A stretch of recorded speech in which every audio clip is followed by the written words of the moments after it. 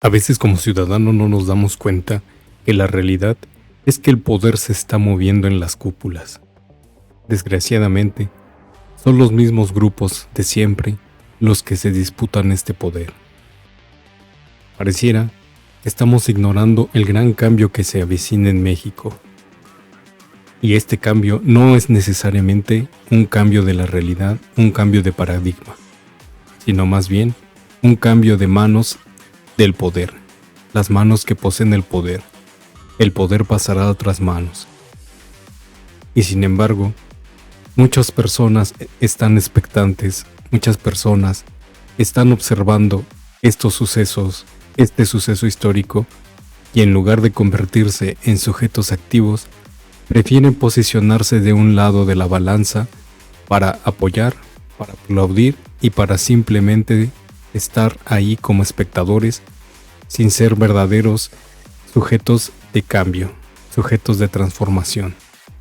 Si no nos asumimos como personas, como entes de cambio, el poder pasará a un grupo, a otro grupo distinto al que lo tenía, y nosotros como pueblo, como sociedad, nos quedaremos siempre varados, nos quedaremos siempre sumidos en la oscuridad.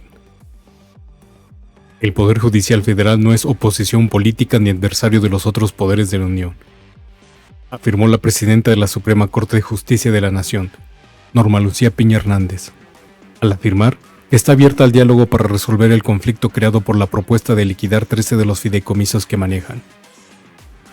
El Poder Judicial defiende la Constitución e imparte justicia. La independencia judicial no es un privilegio de los jueces, es un derecho humano de todas las personas. Es el principio que garantiza una adecuada impartición de justicia para hacer efectivas las libertades y las igualdades de las y los mexicanos. Estamos comprometidos a preservar este principio, a aplicarlo con integridad y con el mayor alcance, siempre en beneficio de la sociedad, afirmó Piña en un inusual mensaje al comenzar la sesión ordinaria del Pleno de Ministros. Se declaró abierta a sostener un diálogo democrático que, dijo, es síntoma de buena salud republicana, para trabajar en colaboración con el Ejecutivo y el Legislativo para cumplir con la sociedad.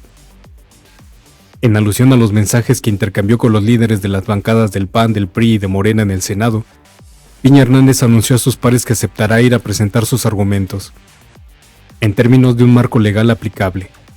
Aceptaré dicha invitación y la extiendo a mis compañeras ministros y ministras, consejeros y consejeras, así como magistradas y magistrados del Tribunal Electoral del Poder Judicial de la Federación.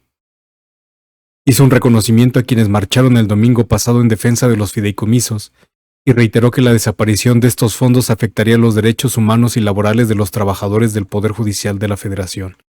Le manifiesto mi firme propósito de participar en un diálogo institucional amplio sobre la minuta en cuestión, señaló la ministra ante la invitación de los grupos parlamentarios de Morena, de PRI y de PAN para exponer en el Senado sus planteamientos respecto a los fideicomisos del Poder Judicial de la Federación. La presidenta del máximo tribunal contestó así a las invitaciones hechas por los senadores Manuel Añorbe del PRI, Julián Rementería del PAN y Alejandro Rojas de Morena. La Suprema Corte de Justicia también dio a conocer que una solicitud para un diálogo similar fue hecha a la Cámara de Diputados desde el 16 de octubre pasado, sin tener respuesta hasta el momento. ¿Cómo podríamos interpretar este movimiento de fichas de la presidenta magistrada Norma Piña? Es claro que está dispuesta al diálogo. Sin embargo, no sabemos las intenciones y no sabemos si realmente vaya a asumir una postura de apertura a la hora de estar frente a los diputados, frente a los senadores. Quizás siempre vaya con la intención de seguir en esta postura de defender estos fideicomisos a los que ellos llaman derechos en lugar de privilegios, y no tenga otra apertura mental o otra apertura de discurso o ideológica para poder llegar a un acuerdo entre los poderes con los cuales debatirá. Tiene toda la razón al decir que este tipo de debates, este tipo de confrontaciones son sanas dentro de cualquier país que se llame democrático e incluso tendrían que ser mucho más seguidos. Que exista más acercamiento, estos debates, esta confrontación de ideas entre los tres poderes de la Unión para llegar a consensos, ¿no? Para llegar a acuerdos, porque solamente así debería de encontrarse soluciones.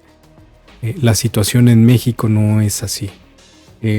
Cuando vivimos en las épocas del presidencialismo en la que todo se hacía con base en lo que decía el presidente, pues todos agachaban la cabeza, aplaudían, levantaban el dedo y aceptaban cada una de las cosas que decía el presidente. Ahora que estamos viviendo un verdadero cambio y como decíamos al principio, pareciera que muchos no nos damos cuenta que de verdad la situación está cambiando. Vemos estos enfrentamientos de poder, de los cuales nosotros deberíamos de mantenernos alertas, deberíamos de mantenernos completamente enfocados en ellos, porque todos moverán ficha a su favor.